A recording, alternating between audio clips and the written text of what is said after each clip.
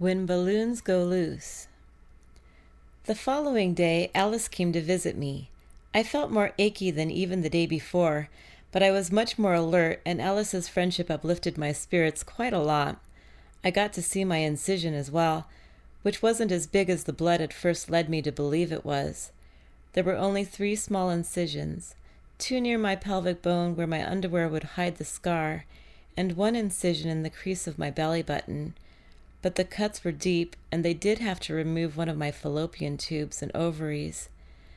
I enjoyed Alice's company all day, and our conversations were endless and happy as we talked about entire lifetimes of love, family, and adventure. Alice's family was from New York State and had migrated to Chicago for work where she was born. Alice hadn't seen much of her parents growing up. They both worked double shifts in the huge factories in Chicago. Her mother inspected the circuitry that went into large machines, and her father worked in a metal factory near their house. Alice was raised by a Canadian nanny who lived with them. Her nanny taught her French along with her 2 birth children and raised her as if she were her own daughter. Alice's father was one of the first to go, even before they had the dogs. She was only 10 years old when he was taken away. When she turned 16, she met and fell in love with the man who would give her a wedding and 2 children, before he died as well. She never loved another, but just busied herself with her kids over the next years. She said she knew if she didn't try to escape, her children would be without a mother or father, and that's what drove her to flee from the soldiers. I respected her even more for her resilience, and as she spoke, could imagine the characters in her life like they were friends and family I had always known. We traced each other's lives up to the present time and then laid on my large bed together, staring up at the ceiling as if we had been sisters for many years. Once again, the afternoon breeze blew cool wind through the window, making the sheer curtains dance, and the sunlight flickered and sparkled as the tree limbs swayed. When Alice left, I reached into my robe pocket and felt the book. I had forgotten I had put it in my pocket. I pulled it out and began reading Thoreau's essay, Civil Disobedience. His ideas on government struck me as alarming, and at the same time aroused some kind of hope inside my heart. Thoreau thought he could stand against an entire government, and the smallest effort was not in vain. This was a new and inspiring idea for someone in my era. Even though he had written his words in the 1800s when slavery was still being contemplated by educated men, I felt like he was speaking to me in my own time, because we ourselves were slaves to our flawed government.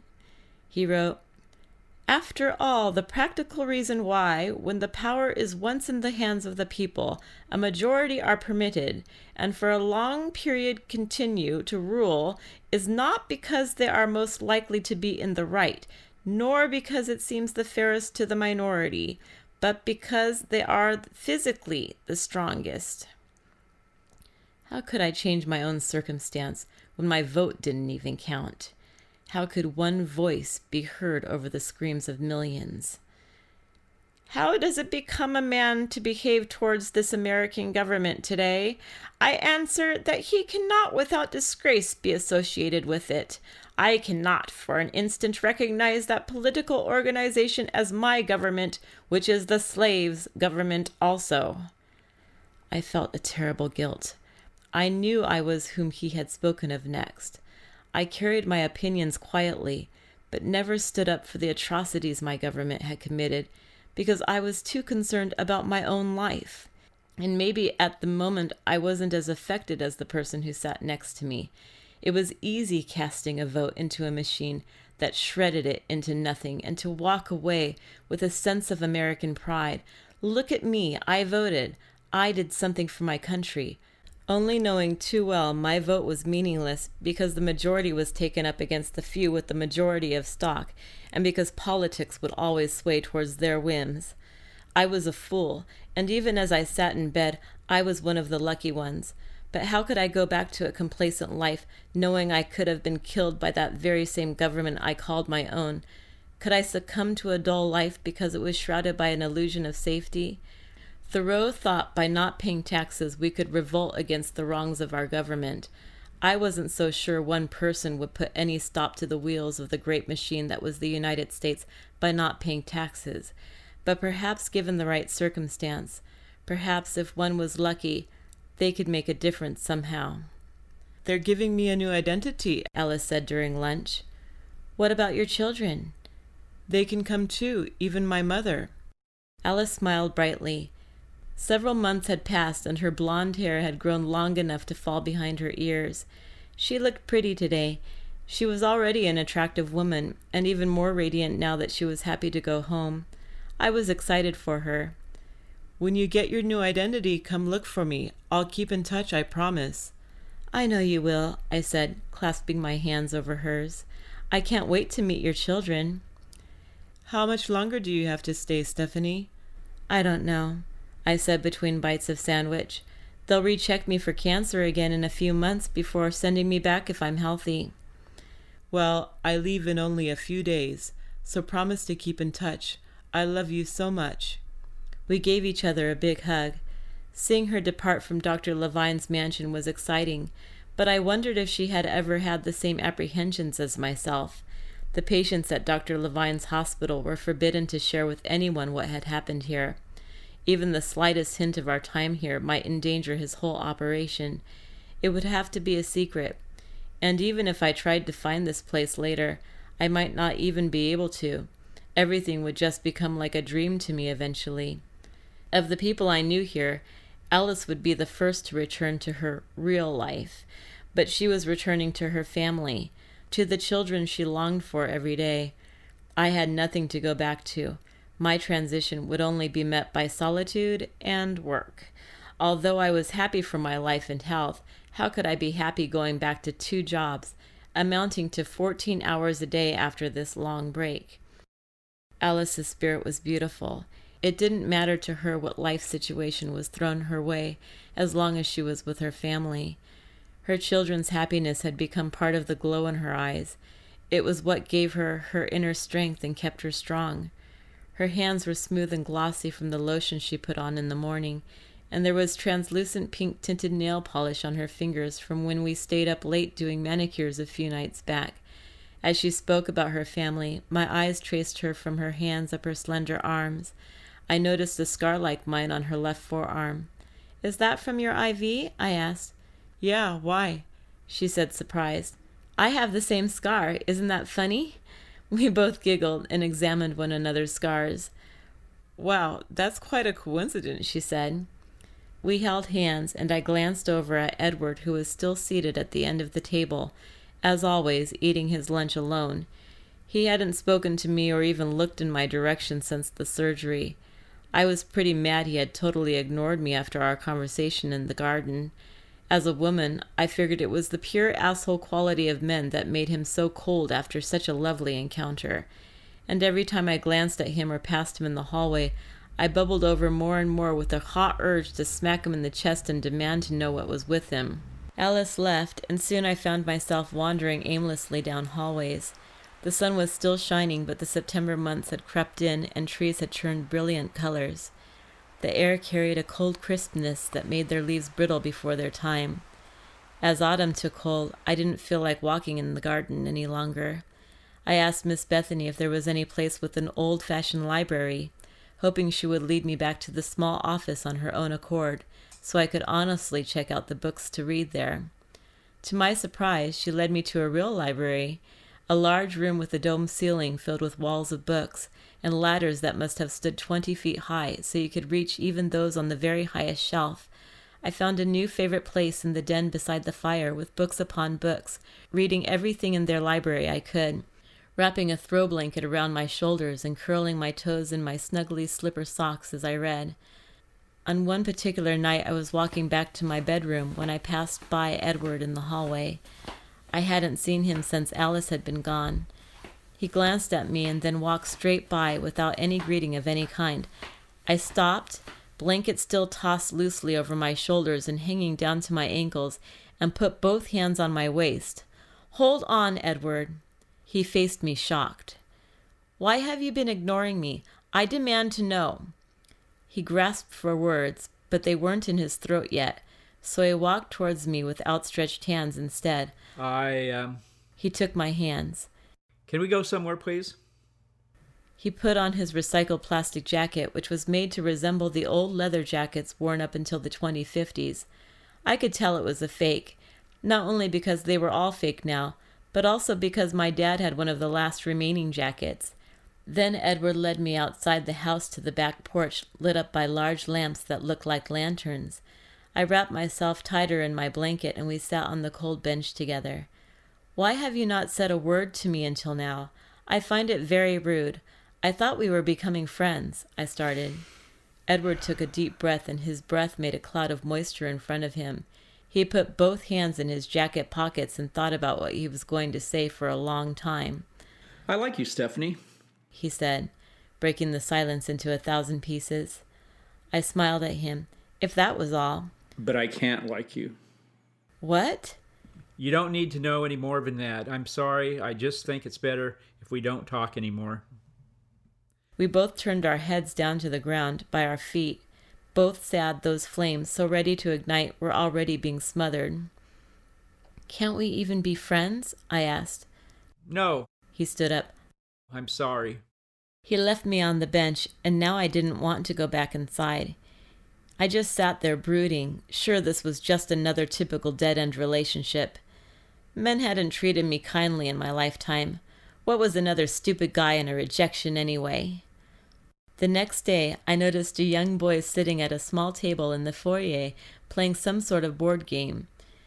He couldn't have been more than 10 years old. His head was clean-shaven, probably had been doing chemo, and he was wearing a navy blue knit beanie on his bald head. "Hi," he said. "Wanna play chess?" He pointed to a checkered board and smiled, pasty white skin accentuating his crooked yellow teeth as he smiled brightly. "I don't know how," I answered. "I can teach you." He motioned for me to sit down and began setting up the board. "It's pretty fun when you get to know the rules. Dr. Levine taught me." He meticulously placed each wooden figure on its own square. The chess pieces were hand-carved and were painted one side black, the other white. "These guys are pawns," he instructed. "They only move one forward unless it's their first move. Then they can skip one square. The object of the game is to take the king. This is the king. When you think you got the king, but he can move, you say check. If he can't move, you say checkmate, and the game is over." He tilted his king towards me and then set it back on the square. After he told me about all the pieces, we played over and over again. Short games at first, because he always won. And then, as I got the hang of it, our games became longer, until we were saving our games overnight and returning to them the following day. When I asked him how he could have escaped so young, he told me the reason was he was young and fast, so they couldn't catch him. Then he found the mansion. Adam was very smart, and we became good friends despite the gap in age. I'm sure he missed his family, and I think I reminded him of a mother, even though I had no children. It was nice to talk to someone so young. His ideas were always fresh, but because he was mature for his age, he also had more perception about the world than he ought to have had as a 10-year-old. Adam suffered from acute leukemia, and it had been hard to fight. He had undergone stem cell transplants and multiple radiation therapy treatments, but the cancer only moved into his lymph nodes. That's why he said he had a hard time breathing, and sometimes I could hear him wheezing when he was concentrating on his chess game or walking with me down the corridor. He had been the only child of very young parents. His mother had him when she was just 15. This generation often inherits the debt from their parents. It forces people to live their lives early, I guess. The world makes it hard to live without accumulating debt anyway. Adam's parents didn't stand a chance in the system. They inherited $700,000 debt when his grandparents passed away and accumulated $100,000 off the bat in living expenses before Adam was even 1. By the time his parents were 19 years old, they were both working 16-hour days in order to feed him. "I can still hear my mom in my head. She said, 'Run, Adam,'" he recalled. "Then I just ran as fast as I could. I can see her eyes now. She had blue eyes. She was so pretty. She was the prettiest mom ever." "Don't worry, Adam," I reassured him. "You'll see her again." Adam wheezed. and fumbled for a chess piece uncomfortably. He took one of my pawns with his knight, but seemed to want to cry instead of gloat like normal. "Listen," I said. "You'll see her." Okay, He said. I know. We were silent for a few more turns. We're having a fall festival this Saturday. Will you go? "Sure," I said. "Look, I'm a little tired today. I'll see you later, okay?" I tapped on Adam's door. "Are you ready?" Yes! He shouted, swinging the door open and running down the hallway without even looking at me. I followed him with the energy of a 30-year-old, dragging my feet behind him, half sulking for being forced to socialize. But this is what Adam wanted, so I flashed a smile and continued to make my way outside. When we arrived at the porch at the back of the house, the glass doors had been propped open, framing a picturesque late October afternoon. It was a breezy day, and the trees were rattling and creaking. Red oak and maple leaves were falling everywhere, but the sun sat brightly in the sky, warming everything and shining brilliantly down upon autumn colors, making them translucent in the light. Picnic tables had been placed in front of the rose garden, and people were playing volleyball and barbecuing. I'm gonna see what games they have. Adam said, taking my hand briefly before racing off into the sea of people. The line was short for hot dogs and chicken at the barbecue, so I joined them. "Which would you like, honey?" said a hefty black man, waving a long metal spatula in the air. "2 hot dogs, please." "Here you go." He scooped up 2 hot dogs all at once and landed them on a plate for me. He was a cancer patient also. He flashed a huge white smile at me. Everyone here had a happy aura about them. It was like being instantly retired and striking it rich. Who beside myself couldn't be happy? "Thanks," I said to him, taking the plate from his hands. "Isn't this weather nice?" He asked. "I've lived in New England all my life, and it was always cold by October when I was a kid." "Yes," I said, "it's beautiful." At least we could take that positive from global warming. A few more summer days for New Englanders and Canadians. Once I got my bun, a side of potato salad, and some cheese and mustard for the dogs, I wandered over towards the picnic tables and took a seat. After Alice had left, I hadn't made too many new friends. By now, everyone was familiar, but no one really paid attention to me. Adam rushed over wheezing, then took out his inhaler and took a puff on it. Will you do the gunny sack race with me, please? No, Please? he begged. "No," Please? he pleaded louder. "Why?" I asked, ripping my arm back from him as he tried to drag me away. Because it takes 2 people or I can't do it. I pitied him for a moment. "I guess," I said, smiling. He dragged me away from my plate, taking me beyond the rose garden where a racetrack was set up using cones and orange ribbons. We stood at the starting line with a few other people. A nurse named Mrs. Wong was the person in charge of the gunny sack race. She had a wide face and was thick-boned, and her wiry hair was swept up into a gray ponytail. She crumpled up a thin yellow rope tied to a metal whistle, and then let it loose and swung it around in a circle in the air. "Oh, good," she said. "More people. See if you can get Mr. Levine over there so we can have an even number." Someone ran up to him, and after a few moments, Edward came towards the group. I tried not to look at him. "Let's see," she said. 1, 2, 3. Now we have 10. So we need group of 2. Take this gunny sack. You and you, you and you. She didn't give anybody a choice, and guess who I was teamed up with? None other than the elusive Edward Levine. "Here you go," Mrs. Wong said, handing me a large gunny sack. "Now everybody climb in. Use one foot like this, the other like this. You walk to very end. First team to get to end wins a pumpkin pie. Other teams, you can get balloon, okay?" Everyone laughed. Most of us were adults. Adam was teamed up with a girl who was about 15, and they were the only children. Okay, let's do this. Edward said, taking the gunny sack from me and slipping his right leg in.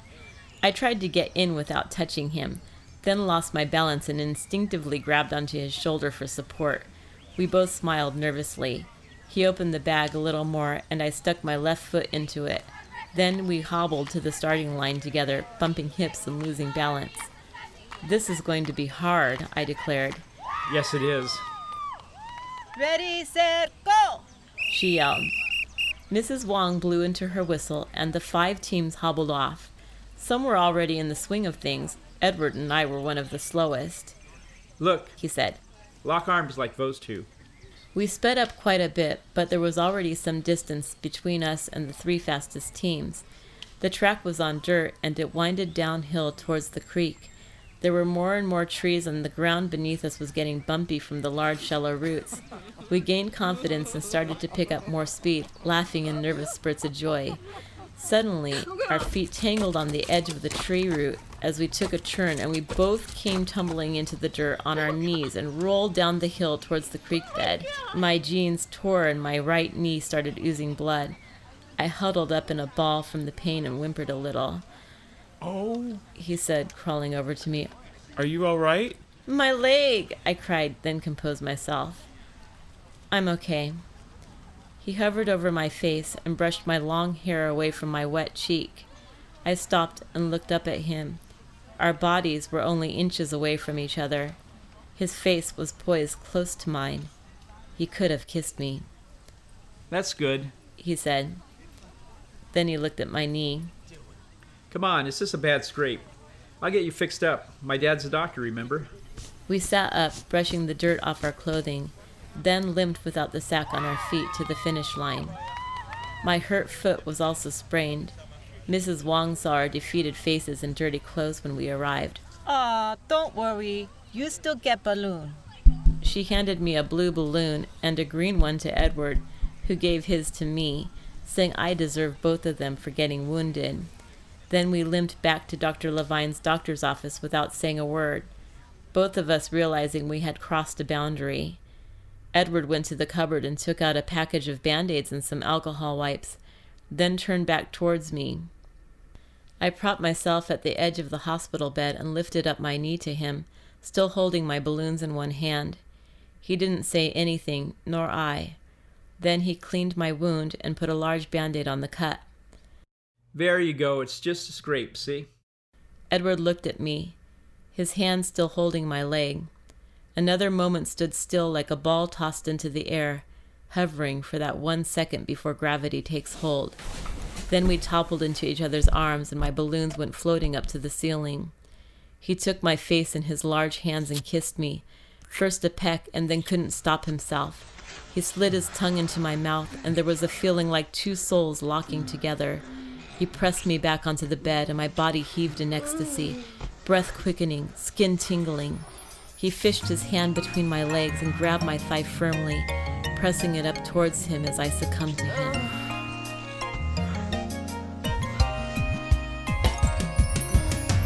I'm learning things I never knew with you. I'm doing things I never thought I'd do.